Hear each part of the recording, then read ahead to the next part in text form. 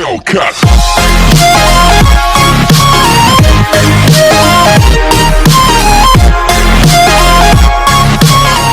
Hello नमस्कार दोस्तों, आप सभी का अपने चैनल ड्यू अकेडमी पर स्वागत है।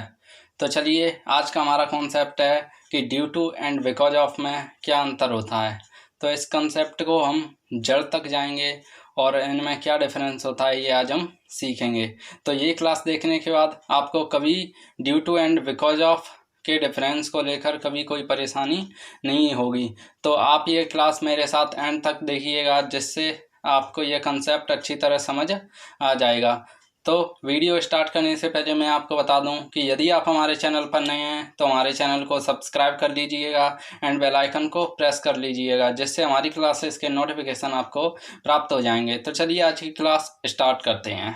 आपको दिख रहा होगा कि due to and because of. Due to and because of में क्या अंतर होता है, जबकि ड्यू टू और बिकॉज ऑफ दोनों का अर्थ होता है क्योंकि, और ये रीजन बताने वाले वर्ड्स होते हैं। तो due to and because of में क्या अंतर है, इनको हमने 4 पॉइंट्स में बांटा है, जिनमें 4 इनमें क्या डिफरेंस होता है ये आज हम सीखेंगे।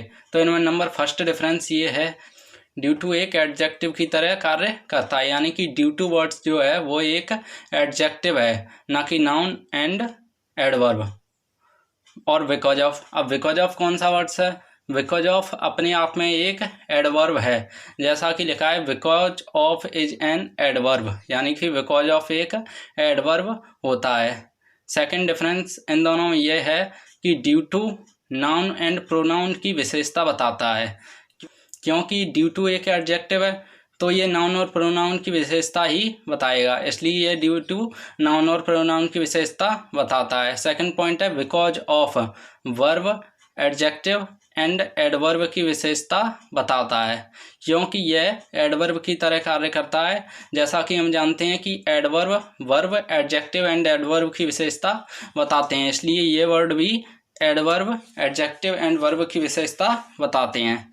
थर्ड पॉइंट है इनके बीच कि ड्यू टू कुछ टू बी वर्ब्स के बाद आता है, यानी कि टू बी वर्ब्स क्या होती हैं?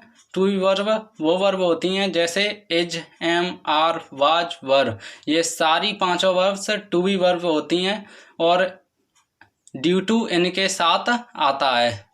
और बिकॉज ऑफ क्या करता है? बिकॉज ऑफ का प्रयोग क्लॉज के साथ होता है, यानी कि क्लॉज के साथ बिकॉज ऑफ का प्रयोग होगा एंड टू बी वर्ब के साथ ड्यू टू का प्रयोग होगा। फोर्थ डिफरेंस क्या है?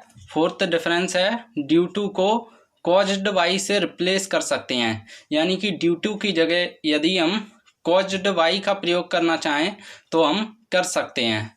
एंड बिकॉज ऑफ को हम ओइंग टू से रिप्लेस कर सकते हैं, यानी कि यदि हम बिकॉज ऑफ नहीं लिखना चाहें तो हम ओइंग टू का प्रयोग कर सकते हैं।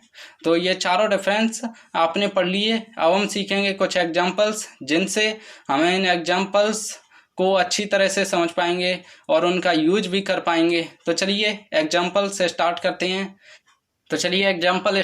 हैं। नंबर फर्स्ट एग्जाम्पल है she got money due to her efforts, यानी कि उसने धन प्राप्त किया।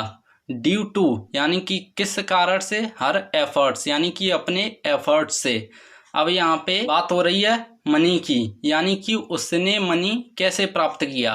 तो इस खाली स्थान में जो वर्ड आएगा वो मनी की विशेषता बताएगा, और मनी अपने आप में एक नाउन है। नाउन की विशेषता बताने के लिए हमारे पास 2 वर्ड्स हैं, ड्यू टू या कॉज्ड बाई, यानी कि हम दोनों वर्ड्स में से कोई एक वर्ड यूज कर सकते हैं, इसलिए यहाँ पे ड्यू टू वर्ड यूज होगा एंड हम कॉज्ड बाई भी यूज कर सकते हैं। सेकंड एग्जांपल है she succeeded owing to her efforts, यानी कि उसने सफलता प्राप्त की किस कारण से? अपने एफर्ट्स के द्वारा।